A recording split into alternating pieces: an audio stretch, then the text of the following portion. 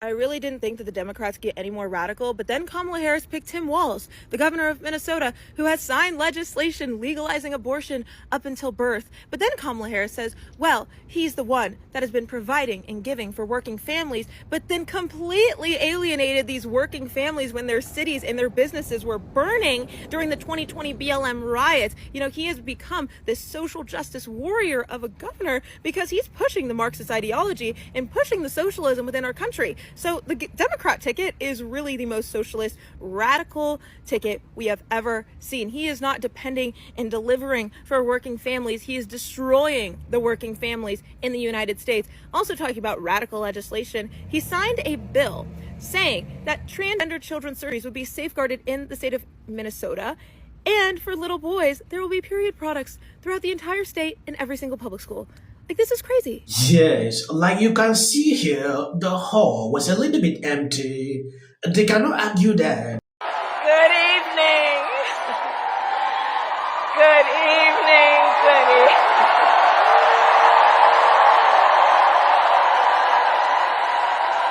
Good evening, everyone.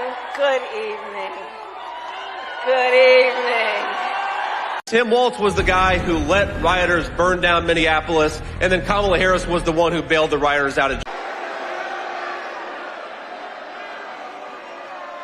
J.D. Vance literally wrote the foreword for the architect of the Project 2025 agenda.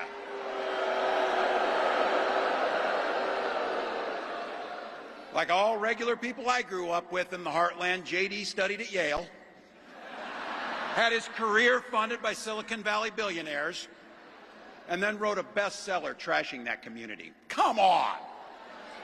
That's not what middle America is. And I gotta tell you, I can't wait to debate the guy. That is, if he's willing to get off the couch and show up. So, when you take a look at this article, the Associated Press has taken down a fact-check story with the headline, "No, J.D. Vance did not have S with a coach."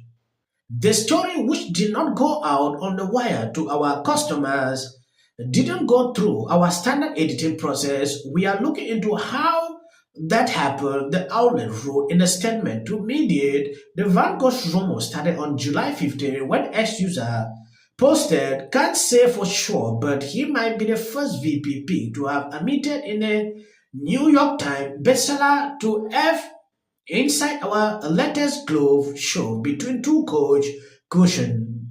This man took this story serious and he is using this for his campaign. That is spewing out lies like this. The guy who's proposed shipping more manufacturing jobs to China, who wants to make the American people more reliant on garbage energy instead of good American energy, and has proposed defunding the police just as Kamala Harris does.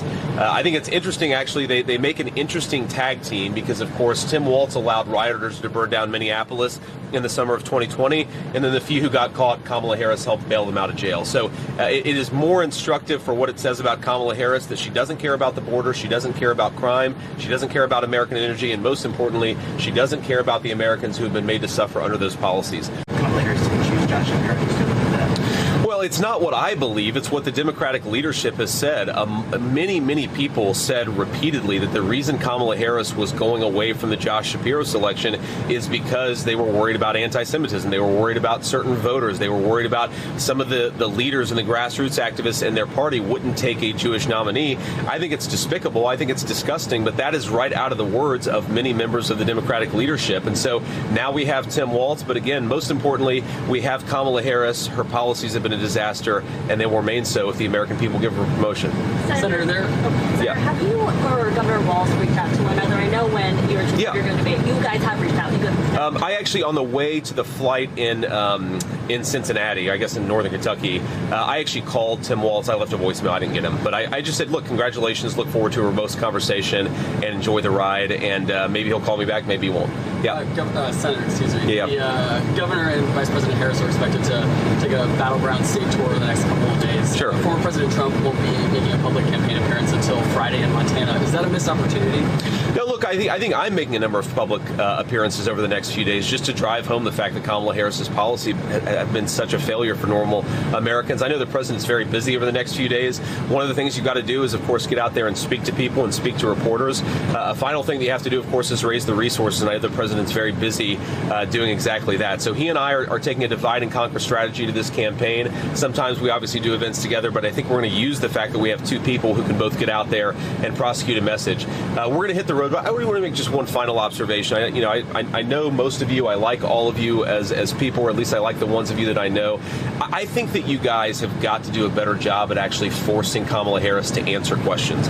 This is a person who's been the presumptive Democrat nominee for 16 days. She hasn't taken a single real question from a reporter. The American people deserve to get to know the people who want to lead them, and I think it's shameful for Kamala Harris, but increasingly for the media, that she's taking a basement strategy of running from reporters instead of getting in front of them, answering tough questions about her record, and letting the American people know who she is. President Trump and I take hostile questions. We take non-hostile questions. We get out there and talk to people because we respect the American people enough to want to persuade them and not to try to run from them. So. Okay, from my observation, the very first time this team went out on campaign with Kamala, he lied. He has spewed out just two things about 2025, which it has been debunked by even CNN. And when I see him still continue to spew this, it's insane. It has been debunked. If you search on Google, you will see it. CNN fact-checked it, and Trump made it clear. I don't know.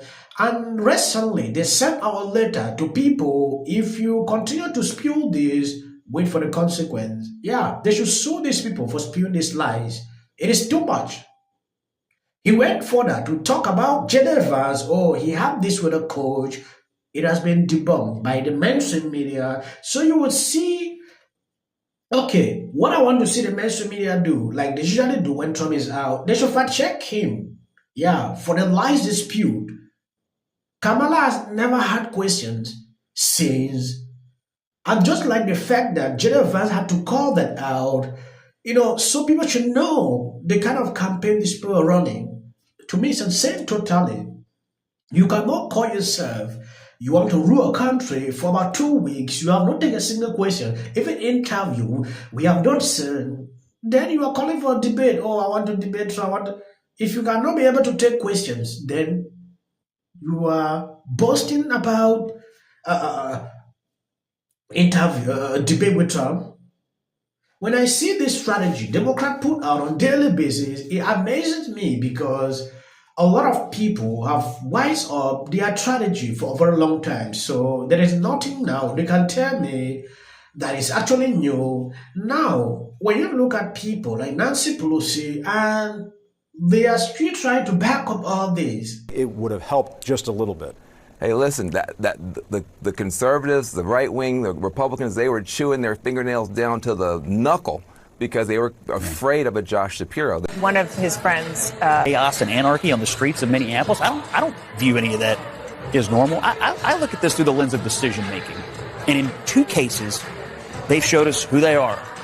Kamala Harris absolutely bowed down to the radical left in her party by not picking Shapiro, who is Jewish. There was a nasty campaign run against him.